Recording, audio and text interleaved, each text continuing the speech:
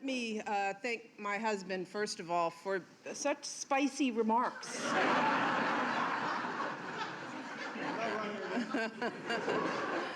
And of course, thank you to Joe and Jill, President Biden, and First Lady Jill Biden.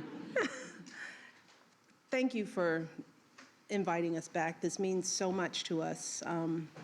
We were saying at lunch that the girls have lived in this house longer than they've lived anywhere.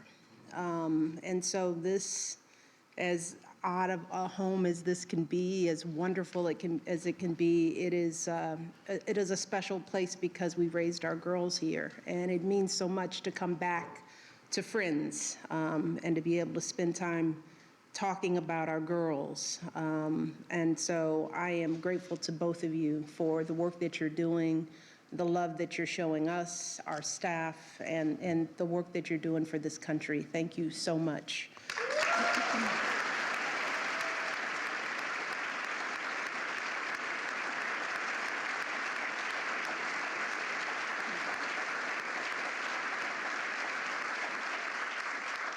And of course to Vice President Harris, and I love to say this, second gentleman, Imhoff. Let's say it again, second gentleman. You're doing a great job.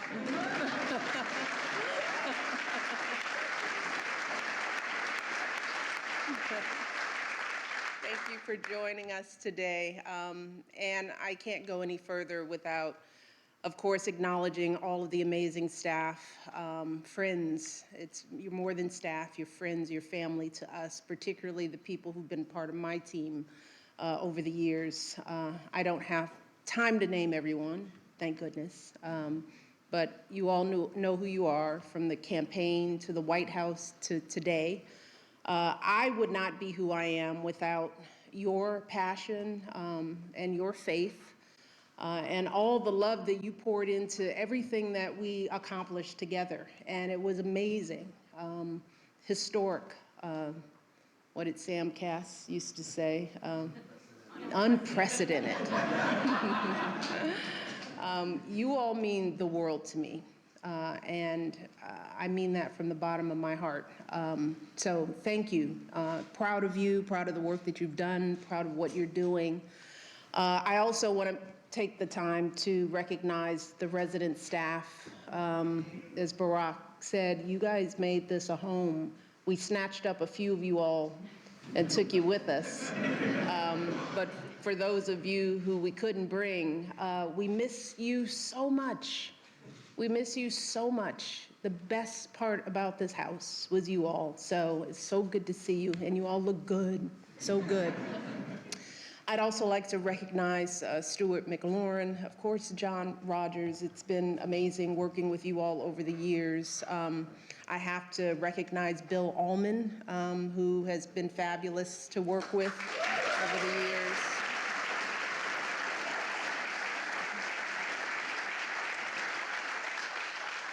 And of course, Thelma Golden and my dear friend Michael Smith for their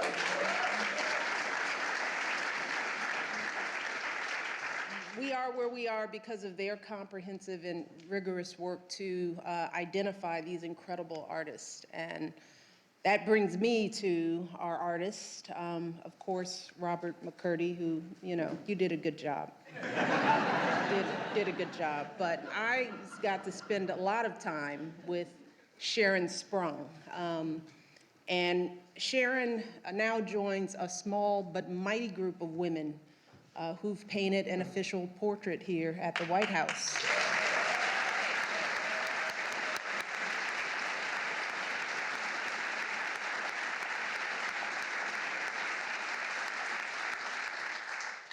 And I'm thrilled that this extraordinary work is going to be enshrined forever as part of our nation's history. But Sharon, it was wonderful to work with you. You are a true spirit. That's one of the reasons why we connected. Your work is phenomenal, but it was your essence, your soul, the way you saw me, the way we interacted, and it shows in this beautiful work. So thank you for your brilliance, your artistry, and your patience in this process. I remember I went to see the work in Brooklyn, and poor Sharon, because no one is supposed to know who the artists are, so her studio is her home.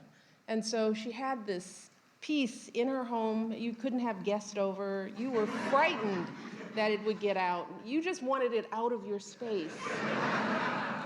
And every year I thought about, she must be going crazy. So thank you so much. Let's give them both a round of applause.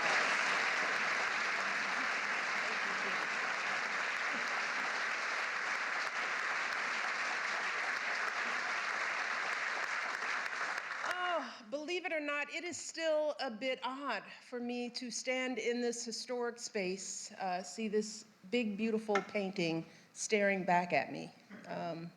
Growing up on Euclid Avenue, Mommy, I never could have imagined that any of this would be part of my story.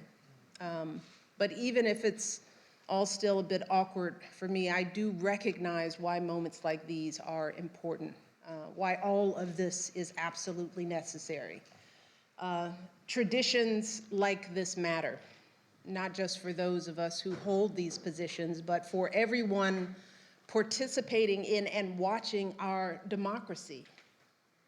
You see, the people, they make their voices heard with their vote. We hold an inauguration to ensure a peaceful transition of power. Those of us lucky enough to serve, work, as Barack said, as hard as we can for as long as we can, as long as the people choose to keep us here. And once our time is up, we move on. And all that remains in this hallowed place are our good efforts and these portraits, portraits that connect our history to the present day, portraits that hang here as history continues to be made. So for me, this day is not just about what has happened, it's also about what could happen. Because a girl like me, she was never supposed to be up there next to Jacqueline Kennedy and Dolly Madison. She was never supposed to live in this house, and she definitely wasn't supposed to serve as First Lady. Love you, Michelle. Love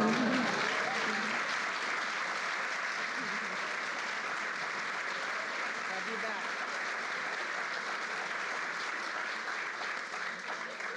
But I've always wondered, where does that supposed to come from? Who determines it? And too often in this country, people feel like they have to look a certain way or act a certain way to fit in, that they have to make a lot of money or come from a certain group or class or faith in order to matter. But what we're looking at today, a portrait of a biracial kid with an unusual name and the daughter of a water pump operator and a stay-at-home mom, what we are seeing is a reminder that there's a place for everyone in this country. Because as Barack said, the two of us can end up on the walls of the most famous address in the world. Then again, it is so important for every young kid who is doubting themselves to believe that they can too. That is what this country is about. It's not about blood or pedigree or wealth. It's a place where everyone should have a fair shot. Whether you're a kid taking 2 buses and a train just to get to school, or a single mother who's working 2 jobs to put some food on the table, or an immigrant just arriving, getting your first apartment, forging a future for yourself in a place you dreamed of. That's why for me, this day isn't about me or Barack. It's not even about these beautiful paintings. It's about telling that fuller story, a story that includes every single American in every single corner of the country, so that our kids and grandkids can see something more for themselves. And as much as some folks might want us to believe that that story has lost some of its shine, that division and discrimination and everything else might have dimmed its light, I still know, deep in my heart, that what we share, as my husband continues to say, is so much bigger than what we don't. Our democracy is so much stronger than our differences. And this little girl from the South Side is blessed beyond measure to have felt the truth of that fuller story throughout her entire life, never more so than today. So thank you to President Biden, to Sharon, and to all of you today for playing a part in this day and all the days that led to it.